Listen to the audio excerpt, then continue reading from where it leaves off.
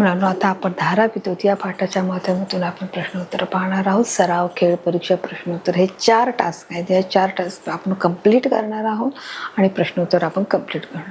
तर सर्वात सुरुवात करूया आपल्या प्रश्नोत्तरांना. आपला जो पहिला टास्क आहे, जो सराव आहे, त्या सरावाच्या माध्यमातून आपण प्रश्नोत्तर पाहणार आहोत की कोणते प्रश्न विचारले. तरच आपण सुरुवात करणार सरावाच्या माध्यमातून. इथे तुम्हाला 2 ऑप्शन्स आहेत. या 2 ऑप्शनपैकी आपल्या इथे एक करेक्ट आन्सर असणार आहे आणि इथे करेक्ट आन्सर आपल्यावर क्लिक करणार आहोत. चला तर सुरुवात करू. आपला जो पहिला प्रश्न आहे आपण वाचणार आहोत. बघा, इथे दिले की कोणत्याही धातुरूप विद्युत वाहकाच्या प्रत्येक अणुजवळ एक किंवा एकापेक्षा जास्त इलेक्ट्रॉन हे केंद्रकाशी डॅश डॅश वलाने हे बद्ध असतात. असं त्यांनी विचारले की कोणताही धातुरूप जो विद्युत वाहकाच्या प्रत्येक अणुजवळ एक किंवा एकापेक्षा जो जास्त आहे तो इलेक्ट्रॉन कसा आहे केंद्रकाशी मग डॅश डॅश बलाने बद्ध असतात. कोणत्या बलाने बद्ध असतात? क्षीण बलाने बद्ध असतात का प्रबल बलाने बद्ध असतात? तर यापैकी आपले जे 2 ऑप्शन आहेत, क्षीण आहे आणि प्रबल आहे. तर एकापेक्षा जास्त इलेक्ट्रॉन केंद्रकाशी क्षीण बलाने हे बद्ध असतात. हे आपल्या इथे करेक्ट आन्सर असणार आहे. आपला नेक्स्ट क्वेश्चन आहे, इलेक्ट्रॉनच्या प्रवाहामुळे तारेतून डॅश डॅश वाहू लागते. जो इलेक्ट्रॉनचा जो प्रवाह आहे त्याच्यामुळे तारेतून काय वाहू लागते? विद्युत विभव वाहू लागते का विद्युत धारा वाहू लागते? तर विद्युत विभव आणि विद्युत धारा यांच्यामध्ये देखील आपण फरक मुलांनो पाहिलेला आहे, बघितलेला आहे की विद्युत प्रवाह म्हणजे काय, विद्युत विभव म्हणजे काय आणि विद्युत प्रवाह म्हणजे काय. तर यापैकी इलेक्ट्रॉनच्या प्रवाहामुळे तारेतून काय वाहत आहे ते साहजिकच विद्युत विभव वाहत नाही. तर आपलं जे करेक्ट आन्सर आहे विद्युत प्रवाह, विद्युत धारा वाहत राहते आणि म्हणून जे आपलं ते योग्य उत्तर आहे त्या योग्य उत्तरावर आपण क्लिक करणार आहोत.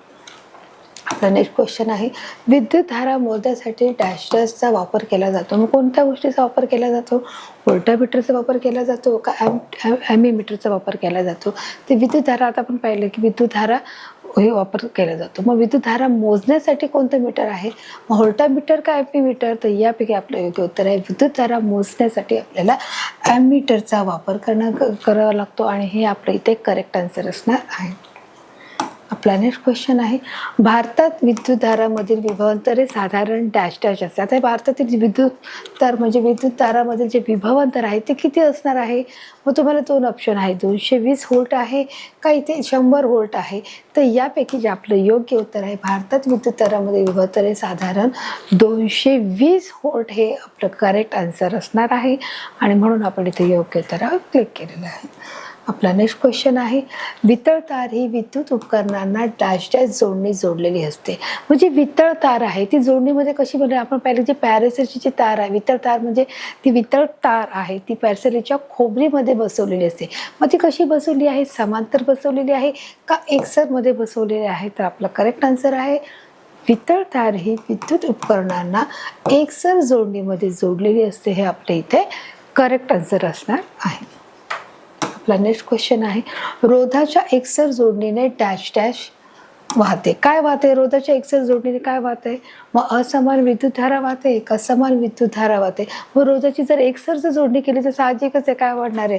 असमान विद्युत धारा वाहू शकते का? तर नाही. मग त्यापैकी आपलं जे योग्य उत्तर आहे की रोधाच्या एकसर जोडणीने समान विद्युत धारा वाहते. हे आपल्या इथे करेक्ट आन्सर असणार आहे.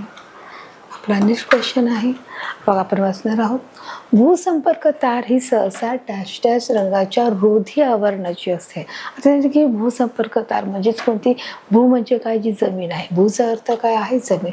पण जमिनीखालची जी तार आहे ती सहसा डॅश डॅश रंगाची रोधी आवरणाची असते. मग कोणत्या रंगाची आहे? मग इथे तुम्हाला 2 रंग दिले, पिवळा रंग आहे आणि इथे काळा रंग आहे. मग यापैकी जे आपलं योग्य उत्तर आहे भूसंपर्क तार ही सहसा पिवळ्या रंगाच्या आवरणाची असते. आपल्या इथे करेक्ट आन्सर आहे. नेक्स्ट क्वेश्चन आहे, लाकूड व काच हे विजेचे उत्तम डॅश डॅश आहे. मग लाकूड आणि काच हे उत्तम लाकूड आणि काच हे विजेचे उत्तम काय आहे? मग विस्वाहक आहे का वाहक आहे? आता आपलं हे झालेलं आहे की जे वाहक म्हणजे काय आणि विस्वाहक म्हणजे काय, म्हणजे जे विजेचे सुवाहक म्हणजे काय आणि दुर्वाहक म्हणजे काय असंच फरक आहे. मग म्हणजे हे तुम्हाला उदाहरण दिले, लाकूड आणि काच हे कसलं उदाहरण आहे? हे विस्वाहकाचं उदाहरण आहे, म्हणजेच हे दुर्वाहक आहे आणि म्हणूनच लाकूड आणि काच हे विजेचे काय असणार आहे? विस्वाहक. हे आपल्या इथे करेक्ट आन्सर असणार आहे. आपला नेक्स्ट क्वेश्चन आहे, गतिमान इलेक्ट्रॉनच्या गतीत अडथळा निर्माण होतो. आता जे गतिमान जे इलेक्ट्रॉन्स आहेत त्याच्या गतीत अडथळा निर्माण होतो, या विरोधालाच वाहकाचा डॅश डॅश म्हणतात. मग काय म्हटलं जातं त्याच्यामध्ये की जे गतिमान इलेक्ट्रॉन्स आहेत त्या इलेक्ट्रॉनच्या गतीमध्ये अडथळा निर्माण झाल्याच्या विरोधाला वाहकाचा डॅश डॅश म्हणतात. काय म्हणतात?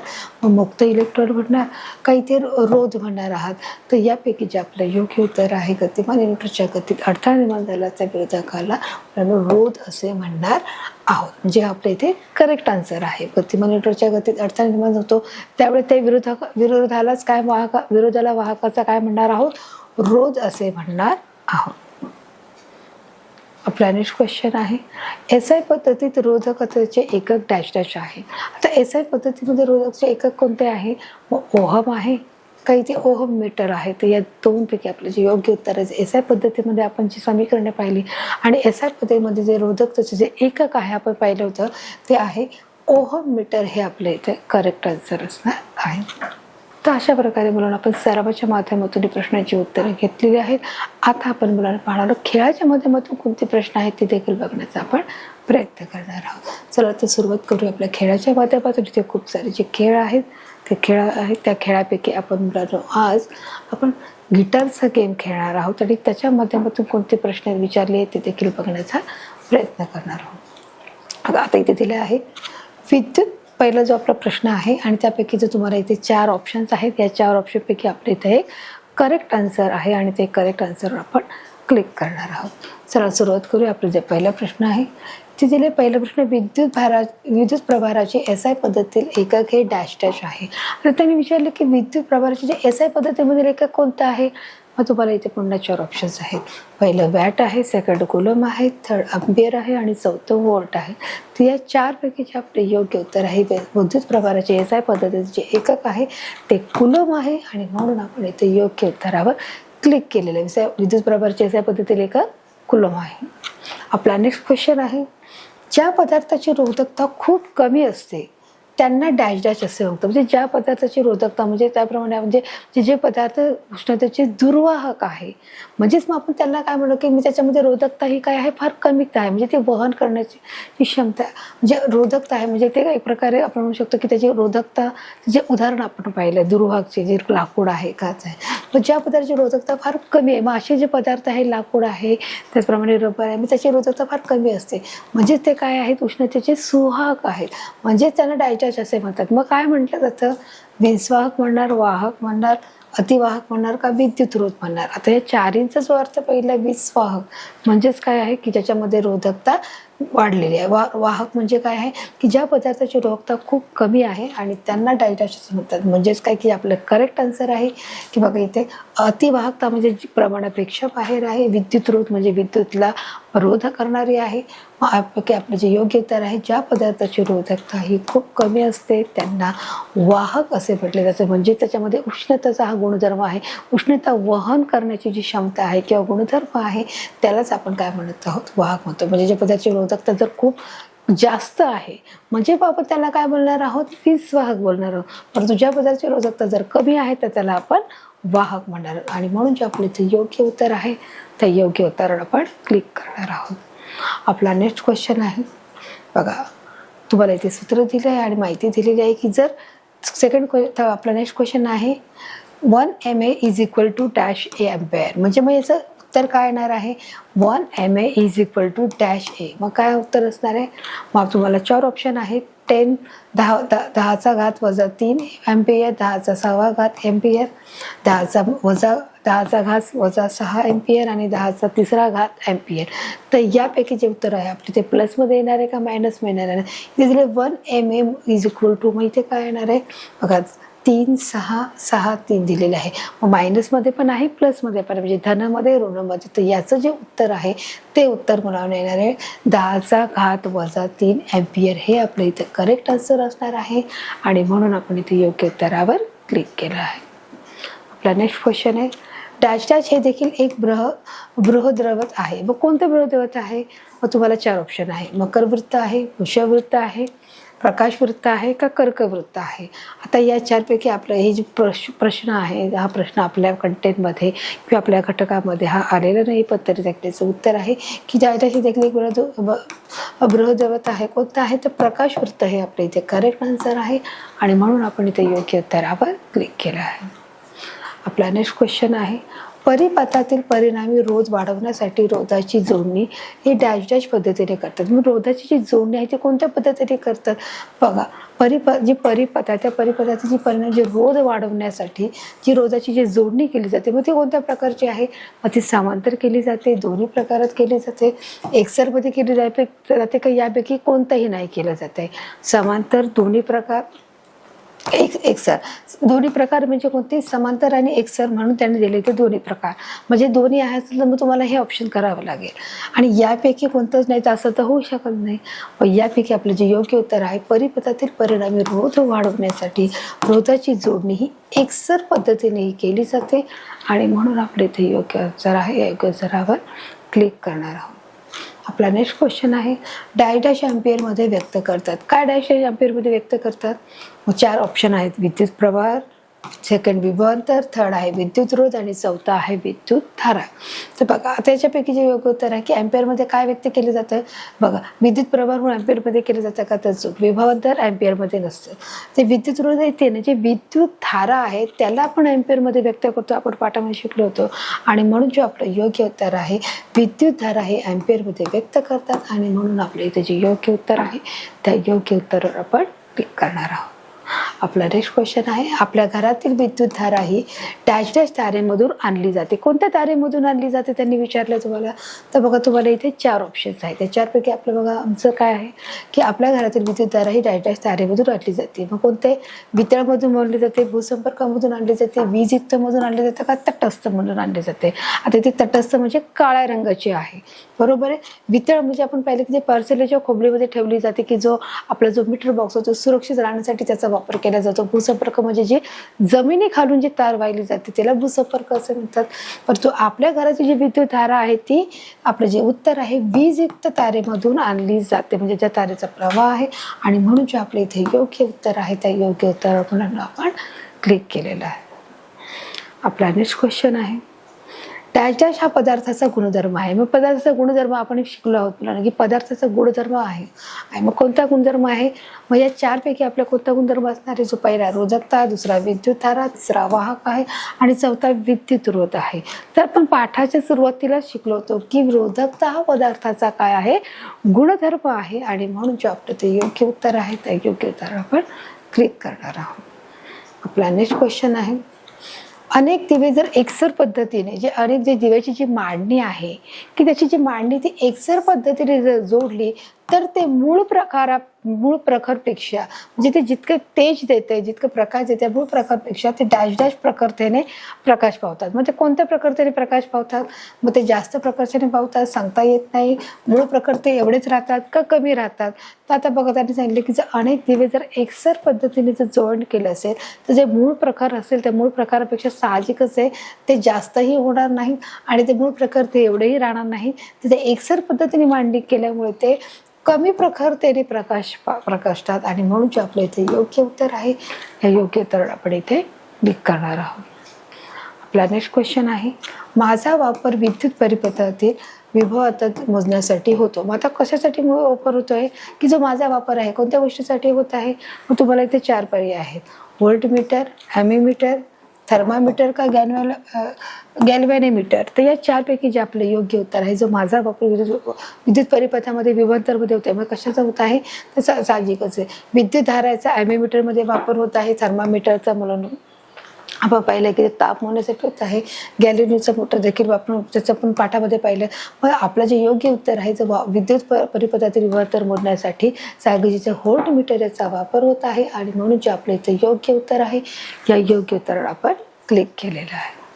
तर अशा प्रकारे मुलांना आपण खेळाच्या माध्यमातून आपण 10चे 10 प्रश्न उत्तर इथे आपण सोडवलेले आहेत, स्पष्टीकरणासकट दिलेले आहे. आता आपण मुलांना पाहणार आहोत खेळाच्या माध्यमातून परीक्षेच्या माध्यमातून कोणते प्रश्न आहेत ते देखील बघण्याचा आपण प्रयत्न करूया. चला तर सुरुवात करूया परीक्षेच्या माध्यमातून. इथे देखील तुम्हाला खेळाप्रमाणेच ते 4 ऑप्शन्स आहेत आणि या 4 ऑप्शनपैकी आपल्या इथे एक आन्सर करेक्ट आहे आणि त्या करेक्ट आन्सरवर आपल्याला क्लिक करायचं आहे. चला सुरुवात करूया आपल्या पहिल्या प्रश्नाला. आपला पहिला प्रश्न आहे, माझा वापर हा विद्युत परिपथातील रूपांतर मोजण्यासाठी होतो. मग कोणत्या गोष्टीसाठी होत आहे? तुम्हाला 4 ऑप्शन आहे, व्होल्टमीटर, थर्मामीटर, आयनीमीटर का वेनोमीटर. तर या 4 पैकी जे आपलं करेक्ट आन्सर आहे ते करेक्ट आन्सर आपण काय करणार की जर आपल्या घरातील जी वीज आहे ते वीज जर आपण कशा मोजतो की व्होल्टमीटरमध्ये आपण मोजतो, हे आपल्या इथे करेक्ट आन्सर असणार आहे. आपला नेक्स्ट क्वेश्चन आहे, आता हा जो प्रश्न आहे हा देखील मुलांना परीक्षा आपल्या पाठामध्ये आलेला नाही तरी याचं जे उत्तर आहे सांगणार आहे की 1 MA is equal to dash A आहे. तर तुम्हाला इथे 4 पर्याय आहेत, 10⁻³ ए, 10⁻6 ए, 10⁻6 ए आणि 10⁻3 ए. तर यापैकी आपलं योग्य उत्तर आहे 1 MA इज इक्वल टू 10⁻³ ए हे आपल्या इथे करेक्ट आन्सर असणार आहे. आपला नेक्स्ट क्वेश्चन आहे, डॅश डॅश ॲम्पियरमध्ये व्यक्त करतात. मग ॲम्पियरमध्ये काय व्यक्त करतात? मग तुम्हाला 4 ऑप्शन आहे, विद्युत प्रभार, विद्युत रोध, विभवांतर का विद्युत धारा. तर यापैकी ॲम्पियरमध्ये काय मोजले जात आहे तुम्हाला माहिती असते, त्या ॲम्पियरमध्ये विद्युत धारा मोजली जाते आणि म्हणून जे आपलं योग्य उत्तर आहे विद्युत धारा हे ॲम्पियरमध्ये व्यक्त करतात, हे आपल्या इथे करेक्ट आन्सर असणार आहे. आपला नेक्स्ट क्वेश्चन आहे, डॅश डॅश हे देखील एक बृहद्दैवत आहे. कोणतं आहे? मग तुम्हाला 4 ऑप्शन आहे. हा जो प्रश्न आहे तो देखील मुलांना आपल्या कटकमध्ये आलेला नाही आहे, पण तरी देखील याचं जे उत्तर आहे मी तुम्हाला सांगणार नाही. याचं उत्तर बघा पाहणार आहोत की डॅश डॅश हे देखील बळवृत्त आहे. कोणते आहे? मकरवृत्त, प्रकाशवृत्त, विषुववृत्त आणि कर्कवृत्त. मग आता हे जे आहे ते भौगोलिक स्थानाबद्दलची माहिती आपल्याला देत आहे. कोणते? की मकरवृत्त, विषुववृत्त आणि कर्कवृत्त हे काय आहे? भौगोलिक स्थानाची माहिती आहे. परंतु आपण जे शिकत आहोत जो आपला प्रश्न आहे की त्याच्यामधले जो करेक्ट आन्सर असणार आहे ते आपलं आहे की प्रकाशवृत्त हे देखील एक बृहद्दैवत आहे, हे आपल्या इथे करेक्ट आन्सर असणार आहे. आपला नेक्स्ट क्वेश्चन आहे, अनेक दिवे एकसर पद्धतीने जोडले तर मूळ प्रखरतेपेक्षा डॅश डॅश प्रखरतेने प्रकाशतात. मग कशा प्रकारे प्रकाशतात? मग ते जास्त प्रखरतेतील मूळ प्रकाश एवढे होतील का सांगता येत नाही का कमी होणार आहेत? तर यापैकी जे आपलं योग्य उत्तर आहे की जे अनेक दिवे जर एकसर पद्धतीने जर जॉईन केले जोडले तर मूळ प्रकारापेक्षा ते कमी प्रकाशतील किंवा कमी प्रखरतेने ते प्रकाशतील, हे आपल्या इथे करेक्ट आन्सर असणार आहे. आपला नेक्स्ट क्वेश्चन आहे, ज्या पदार्थाची रोधकता ही खूप कमी असते त्यांना डॅश डॅश असे म्हणतात. ज्या पदार्थाची रोधकता फार कमी आहे मग त्यांना काय म्हटलं जाते तुम्हालाही माहिती आहे, ऑप्शनची गरजच नाही पण तरी देखील आपण ऑप्शन वाचणार आहोत. आपण पाहणार आहोत, पहिला आहे विसहक, दुसरा आहे अतिवाहक, तिसरा आहे वाहक आणि चौथा आहे विद्युतरोध. तर आपलं जे करेक्ट आन्सर आहे ते कोणतं आहे? बरोबर, आपलं करेक्ट आन्सर आहे वाहक आहे. आणि म्हणून जे आपलं ते योग्य उत्तर आहे, ज्या पदार्थाची रोधकता खूप कमी असते त्यांना काय म्हटलं जात आहे? वाहक असे म्हटले जात आहे. आपला नेक्स्ट क्वेश्चन आहे, आपल्या घरातील विद्युत धारा ही डॅश डॅश तारेमधून आणली जाते. मग कोणत्या तारेमधून आणली जाते? मग तुम्हाला इथे 4 ऑप्शन आहे, वितळ, वीजयुक्त, भूसंपर्क का तटस्थ. तर या 4 पैकी आपलं हे उत्तर आपल्याला माहिती आहे की वितळ तार ही मला पॅल्सिनच्या कोंबडीमध्ये बसवली जाते, जेणेकरून जो मीटर बॉक्स आहे तो तुम्हाला सांगितलं तो सुरक्षित राहावा, त्याला कोणत्याही प्रकारचा अपाय होऊ नये आणि एखादी मोठी दुर्घटना टळण्यासाठी आपला वितळ तारेचा वापर होत आहे. भूसंपर्काचा जमिनीखालून जाते जी तटस्थ तार आहे ती काळी तार आहे. राहिला आपला आहे तो वीजयुक्त तार. मग वीजयुक्त तार ही आपल्या घरात विद्युत तार ही तारेमधून आणली जाते, हे आपल्या इथे करेक्ट आन्सर असणार आहे. आपला नेक्स्ट क्वेश्चन आहे, विद्युत प्रभाराची SI पद्धतीतील जे एकक आहे डॅश डॅश आहे. मग विद्युत प्रभाराची SI पद्धतीतील एकक कोणते आहे? मग इथे तुम्हाला 4 ऑप्शन आहे, वॅट, अँपियर, कुलम का व्होल्ट आहे. तर या 4 पैकी जे आपले योग्य उत्तर आहे, या योग्य उत्तरापैकी आपलं उत्तर असणार आहे की विद्युत प्रभाराची जे SI पद्धतीतील जे एकक आहे ते कोणतं आहे? कुलम हे आहे आणि म्हणून आपण इथे योग्य उत्तरावर क्लिक केलं आहे. आपला नेक्स्ट क्वेश्चन आहे, परिपथातील परिणामी रोध वाढवण्यासाठी रोधाची जोडणी ही डॅश डॅश पद्धतीत केली जाते. मग रोधाची जी जोडणी आहे ती कोणत्या पद्धतीने केली आहे परिपथातील परिणामी सोडण्यासाठी? मग तुम्हाला 4 पर्याय आहेत, समांतर आहे, एकसर आहे, दोन्ही प्रकार आहे का यापैकी कोणतेच नाही आहे. तर या 4 पैकी आपलं योग्य उत्तर आहे परिपथातील परिणामी रोध वाढवण्यासाठी रोधाची जोडणी ही एकसर या पद्धतीने केली जाते, हे आपल्या इथे करेक्ट आन्सर असणार आहे. आपला नेक्स्ट क्वेश्चन आहे, डॅश डॅश हा पदार्थाचा गुणधर्म आहे. मग पदार्थाचा गुणधर्म कोणता आहे हे देखील तुम्हाला माहिती आहे, पाठाच्या सुरुवातीलाच आपला हा क्वेश्चन झालेला आहे. तरी पण आपण जे ऑप्शन्स आहेत ते आपलं वाचणार आहोत. पहिला आहे रोधकता, दुसरा आहे वाहक, तिसरा आहे विद्युतधारा, चौथा आहे विद्युत रोध आहे. तर या 4 पैकी जे आपलं योग्य उत्तर आहे बघा की रोधकता हा पदार्थाचा काय आहे? गुणधर्म आहे हे आपल्या इथे करेक्ट आन्सर असणार आहे. तर अशापैकी आपण मुलांना यापैकी 10चे 10 प्रश्नांची उत्तर आपण इथे दिलेली आहे, प्रश्नोत्तर सोडवले आहे. आता आपण मुलांना पाहणार आहोत प्रश्नोत्तराच्या माध्यमातून कोणते प्रश्न आहेत. मग त्याच्यामध्ये काही लघुत्तरी प्रश्न आहेत आणि काही दीर्घोत्तरी प्रश्न आहेत. मग ते कोणते प्रश्न आहेत ते देखील आपण बघण्याचा प्रयत्न करूया. चला तर सुरुवात करूया. जो आपला शेवटचा टास्क आहे त्या टास्ककडे आपण पाहणार आहोत आणि प्रश्नांची उत्तरं पाहणार आहोत. कोणत्या प्रकारचे प्रश्न बघणार आहोत. इथे बघा प्रश्नोत्तर आहे आणि आपला जो पहिला प्रश्न आपल्याला आलेला आहे आपण पाहणार आहोत. आपला पहिला प्रश्न आपण वाचणार आहोत, सुरुवात करणार आहोत. इथे दिले आहे विभवांतराच्या मोठ्या किमती व्यक्त करण्यासाठी कोणती एकके वापरली जातात. आता जे विभवांतराची जी मोठ्या किमती आहेत मग ते मोजण्यासाठी कोणती मीटर वापरले जातात. आता आपण पाहणार आहोत की जे मागे इथे दिले आहे केल्व्होमीटर, किलो व्होल्ट आणि मेगा व्होल्ट या दोन्ही एकके मोठ्या विभवांतराच्या किमती मोजण्यासाठी व्यक्त करण्यासाठी वापरली जातात. बघा पुन्हा एकदा प्रश्न आहे विभवांतराच्या ज्या मोठ्या किमती हे व्यक्त करण्यासाठी कोणत्या गोष्टी वापर केला जातो आहे किंवा कोणते एकक वापरले जात आहेत की किलो व्होल्ट आणि मेगा व्होल्ट. किलो आणि मेगा व्होल्ट या दोन्ही प्रकाराचा आहे एक मोठे हे एकके एका मोठ्या विभवांतराच्या किमती व्यक्त करण्यासाठी वापरली जातात. हे आपले इथे करेक्ट आन्सर आहे. आपला नेक्स्ट क्वेश्चन आहे विद्युत धाराची. इथे तुम्हाला व्याख्या दिली आहे की विद्युत धाराची व्याख्या लिहा. म्हणजे विद्युत धाराची तुम्हाला इथे काय करायची आहे डेफिनेशन सांगायची आहे. बघा इथे त्यांनी दिले आहे की वाहकातून वाहणारा जो इलेक्ट्रॉनचा प्रवाह म्हणजेच विद्युत धारा होय. जो वाहकातून वाहणारा जो काय इलेक्ट्रॉन म्हणजेच तो काय प्रवाह म्हणजेच तो विद्युत धारा होय व त्याचे मूल्य काय आहे आय आहे. एकक कालावधीत वाहकताना वाहन म्हणून विद्युत प्रभार एवढे असते. म्हणजेच विद्युत धाराची व्याख्या काय पाहिली की वाहकातून जो वाहणारा जो इलेक्ट्रॉन हा जो प्रवाह म्हणजेच त्याला आपण काय म्हणणार आहोत विद्युत धारा असे म्हणणार आहोत. त्यामुळे आपलं जे योग्य उत्तर आहे ते करेक्ट आपण असं इथे दिलेलं आहे. आपला नेक्स्ट क्वेश्चन आहे ओहमचा नियम सांगा. ओहमचा नियम काय आहे बघा इथे दिले आहे की इथे दिले आहे की इथे प्रिंटिंग मिस्टेक आहे. इथे पाहिजे वाहकाची म्हणजे इथे काय येणार आहे वाहकाची जी भौतिक अवस्था आहे ती कायम असताना वाहकामधून वाहणारी जी विद्युत धारा आहे त्या वाहकाच्या टोकामधील विभवांतरात समानुपाती असते. त्याला आपण काय म्हणणार आहोत ओहमचा नियम म्हणणार आहोत. कळालं मुलांना. इथे बघा जो प्रिंटिंग मिस्टेक आहे आपण इथे काय वाढवणार आहोत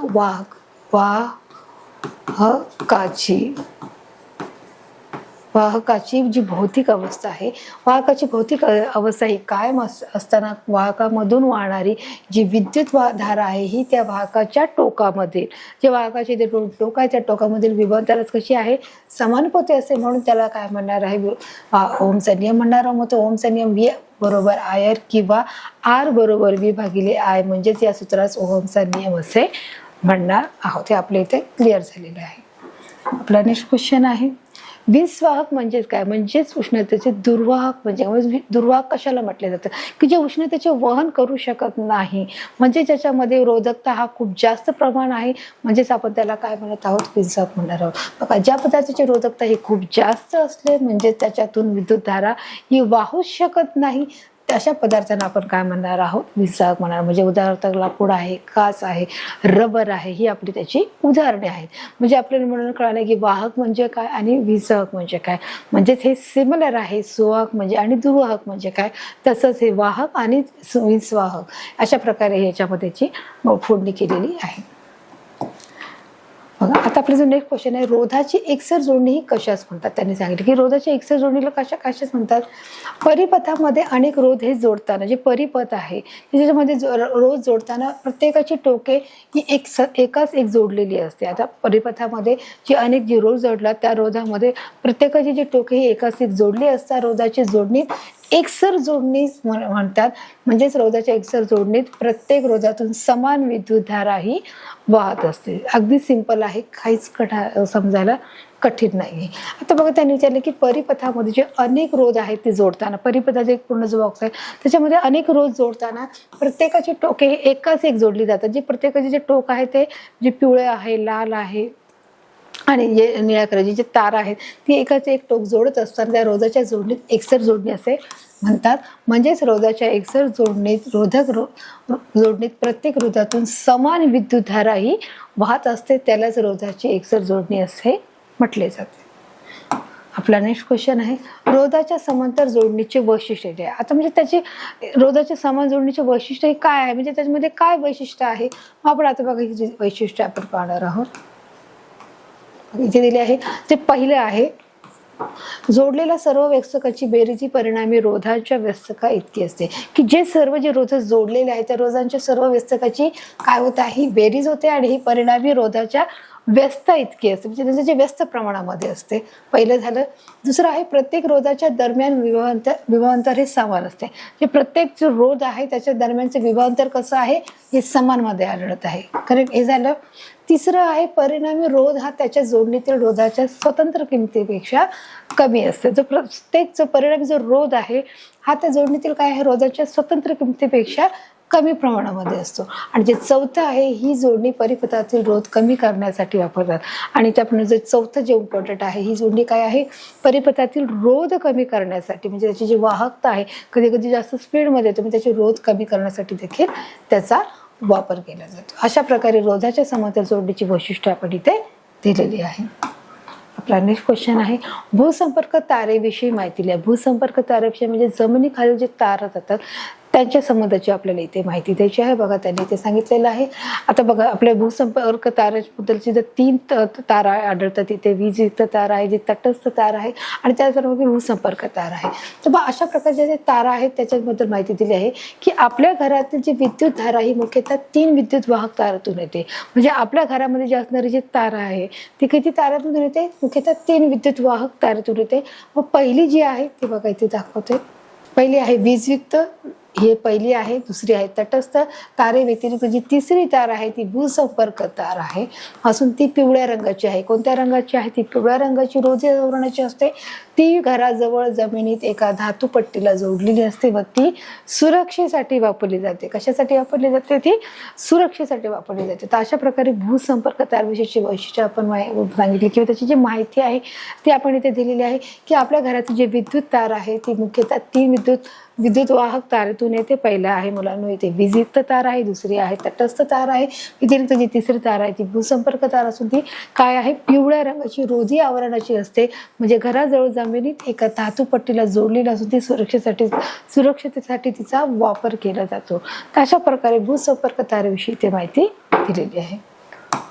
आपला नेक्स्ट क्वेश्चन आहे, वीज वापराच्या बाबतीत घ्यायची काळजी कोणती. आता हे देखील अगदी आपल्याला माहिती आहे की वीज वापराच्या बाबतीत काळजी, की ओल्या हाताने सॉकेटला हात लावू नये, बटनाला हात लावू नये, मुलांपासून उंचावर ठेवली गेली पाहिजेत आणि कोणत्याही प्रकारचं जर विस्फोटक कोणती गोष्ट घडत आहे, स्फोट होत आहे, तर आधी मेन स्विच बंद करणं हे देखील तितकंच गरजेचं आहे. तर त्याप्रमाणे त्याची साफसफाई करणे, त्याची काळजी घेणे आणि त्यापासून त्यांना कोणत्याही प्रकारचा धातूला स्पर्श होता का म्हणजे हे सगळे बरेच आपण काळजी घेणं गरजेचं आहे. बघा आपण पहिलं पाहणार आहोत, विद्युत कळव सॉकेट लहान मुलांच्या हात पोहोचणार नाही एवढ्या उंचीवर ठेवणे, म्हणजे आपलं पहिलं कारण आहे. की विद्युत सॉकेट म्हणा किंवा एखादे जे बटन्स म्हणा, जे इलेक्ट्रिक लाईटीचे जे बटन आहेत ते लहान मुलांच्या हाताला लागू नये म्हणून ते उंचावर ठेवणे, म्हणजे त्यांचा हात पोचू नये आणि जेणेकरून ते ॲज अ गेम म्हणून देखील ते खेळता कामा नये किंवा त्याचप्रमाणे कोणतेही खेळता त्यांना शॉक लागू नये, याच्या सुरक्षिततेसाठी ते उंचावर ठेवणे हे फार गरजेचं आहे. दुसरं आहे, प्लग काढताना प्लग वायर खेचू नये. जेव्हा आपण प्लग काढतो, आपण जेव्हा इस्त्री चालू करत असताना इस्त्री करायची असेल तर आपण प्लग लावतो. त्याचप्रमाणे आपण एखादं चार्जिंगला जर फोन लावायचा असेल तर आपण प्लग काढतो, तेव्हा आपण ते खेचता कामा नये, की जेणेकरून ते देखील आपण वीज वापराच्या बाबतीत दक्षता घेणं गरजेचं आहे. तिसरं आहे, रबरी तळसलेली पातेरणे वापरावी. म्हणजे जे आपण घरामध्ये जर आपण एखादं इलेक्ट्रिशियनचं जर काम करत आहे, जर एखादं वायर चेक करत आहे, तर आपल्याला की रबरी पादत्राणे म्हणजे जे स्लीपर आहे ती पायात घालूनच चेक करणं गरजेचं आहे. की जे रबर आहे ते कसं आहे मुलांनो, विंचवाहक आहे, म्हणजेच ते कशा प्रकारचे उष्णतेचे दुर्वाहक आहे, की जेणेकरून शॉक लागण्याची भीती कमी असते आणि आपली सुरक्षता करणं देखील जास्त काळजी घेण्याच्या उद्देशाने हे योग्य आहे. त्याचप्रमाणे तिसरं झालं. आता चौथं आहे, उपकरणाची साफसफाई करण्यापूर्वी बटन बंद करावे. की ज्यावेळेस आपण एखादे उपकरण साफ करतो, उदाहरणार्थ आपण फ्रीज आहे, TV आहे किंवा जो मोबाईल आहे, जर आपल्याला तो साफ करायचा असेल तर साहजिकच आपण काय करणार आहे, एखादं मिक्सर आहे, त्याचप्रमाणे एखादी आपली गॅसची जी चिमणी आहे, शेगडी आहे, ते देखील आपल्याला जर साफसफाई करायची असेल तर मेन स्विच ऑफ करून मेन बटन बंद करून आपण त्याची साफसफाई करणं गरजेचं आहे की जेणेकरून आपल्याला शॉक लागता कामा नये. तर अशा प्रकारची ही आपली जी वीज वापराच्या बाबतीची जी काळजी आहे, घेण्याची काळजी आहे, ते आपण अशा पद्धतीने आपण काळजी घेऊ शकतो. आपला तर नेक्स्ट आहे, वितळ तार आपल्या घरातील विद्युत उपकरणाचे कसे रक्षण करते. आता जी वितळ तार आहे जी सुरक्षिततेच्या बाबतीत सुरक्षिततेसाठी ती आपल्याला दिली गेली, मग ते आपल्या घरातील सुरक्षितता कशा करते किंवा त्या घरातील विद्युत उपकरणाचे कसे संरक्षण करते. ही तार एक विशिष्ट द्रव्यकाच्या संमिश्रणाची बनलेली आहे. जसं सुरुवातीलाच पाठामध्ये सांगितलं की ही जी वितळ तार आहे एका संमिश्र धातूपासून बनवली गेलेली आहे. म्हणजे जर काही कारणाने परिपथातून ठराविक मर्यादेबाहेर जर विद्युतधारा जाऊ लागली की जी एक ठराविक विद्युतधारा आहे त्याच्या मर्यादा पलीकडे जर जाऊ लागली तर तापमानाला वाढून ती तार वितळते. म्हणजे ती त्यामुळे त्या तापमानाला वाढून ती वितळते व विद्युत प्रवाह अचानकपणे हा थांबला जातो, बंद होतो व उपकरणाचे देखील रक्षण केले जाते. म्हणजे त्याचप्रमाणे एक प्रकारे जे विशिष्ट जे सॉकेट आहे त्या सॉकेटचं काय होतं, हानी होत नाही, नुकसान होत नाही किंवा तो डिस्ट्रॉय होत नाही. मग अशा प्रकारे ही तार आहे विशिष्ट एका द्रावणकाच्या संमिश्रणाने ती बनलेली गेलेली आहे. आणि काही त्याचप्रमाणे जर ती काही कारणाने परिपथातून ठराविक मर्यादेपेक्षा जास्त जर ती वीज बाहेर पडत असेल, ती जाऊ लागली तर ती तापमानाला काय होते, वाढून ती तार वितळून जाते आणि त्याचप्रमाणे ते आपोआप विद्युत प्रवाहात खंडित केला जातो, विद्युत प्रवाह थांबला जातो आणि उपकरणाचे अशा प्रकारे संरक्षण होते. जसं ज्याप्रमाणे आपल्या घरामध्ये देखील एखादं बघा की एखादा शॉर्ट सर्किट झाला किंवा अचानक कसला आवाज आला तर आपण आधीच पटकन काय करून टाकतो की विद्युतधारा जे आपल्या घराचं जे मेन स्विच आहे ते आपण बंद करून टाकतो. म्हणजे जो विद्युत प्रवाह थांबला जातो आणि जी होणारी जी हानी आहे ती देखील थांबली जाते. तर अशाच प्रकारे इथे देखील जे वितळ तार आहे ते देखील हे काम करते. आपला नेक्स्ट क्वेश्चन आहे, विद्युत धारा दर्शवण्याचे संकेत मान्य दिशा ही कोणती आहे. जी विद्युत धारा ही दर्शवण्याची संकेत म्हणजे धन चिन्हाकडून ऋण चिन्हाकडे ती जाते, म्हणजे विरुद्ध प्रवाहाच्या दिशेने ती जात असते. बघा इथे दिलं आहे, विद्युत धारा दर्शवण्याचे संकेतमान दिशा ही इलेक्ट्रॉनच्या प्रवाहाच्या विरुद्ध दिशेने म्हणजे धन टोकाकडून ऋण टोकाकडे जाते. म्हणजेच काय, धन टोकाकडून ऋण टोकाकडे म्हणजे विरुद्ध दिशेने जात असते. समजले मुलांनो. विद्युत धारा दर्शवण्याचे संकेत मान्य कोणते आहेत, तर विद्युत धारा दर्शवण्याचे संकेत मान्य ही दिशा इलेक्ट्रॉनच्या प्रवाहाच्या विरुद्ध दिशेने म्हणजेच धन टोकाकडून ऋण टोकाकडे जाणे म्हणजे त्याला आपण काय बोलणार आहोत, विद्युत धारा दर्शवण्याचे ही संकेत मान्य आहे. तर अशा प्रकारे मुलांना आपण सराव, खेळ परीक्षा, प्रश्नोत्तर याच्या माध्यमातून आपण सर्व प्रश्नांचे उत्तर जो टास्क आहे तो आपण कंप्लीट केलेला आहे.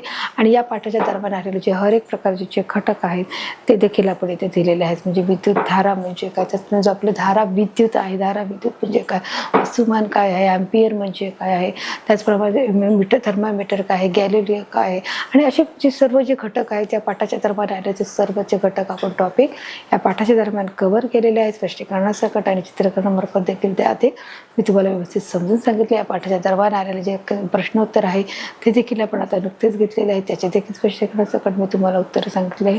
तर अशा प्रकारे मुलांना हा जो पाठ आहे मी तुम्हाला अगदी सोप्या भाषेत सांगितला आहे, तो तुम्हाला समजला आहे मला खात्री आहे. भेटूया एका नवीन पाठाकडे, एका नवीन भागाकडे. तोपर्यंत धन्यवाद.